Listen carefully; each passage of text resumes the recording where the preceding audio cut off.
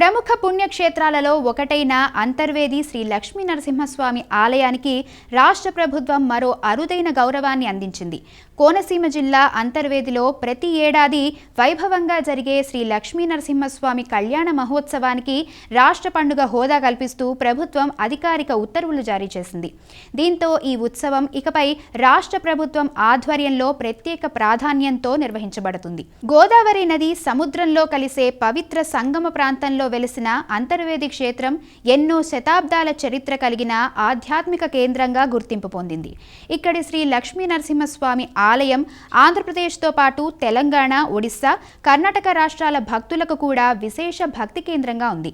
ప్రతి సంవత్సరం జరిగే కళ్యాణ మహోత్సవాలకు లక్షలాది మంది భక్తులు తరలి వస్తుంటారు.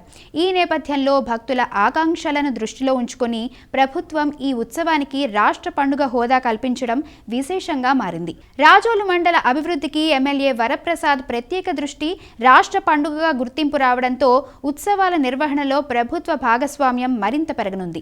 భక్తులకు మెరుగైన సౌకర్యాలు, రవాణా, తాగునీరు, వైద్య సేవలు, భద్రతా ఏర్పాట్లు వంటి అంశాల్లో ప్రత్యేక చర్యలు తీసుకునే అవకాశం ఏర్పడింది.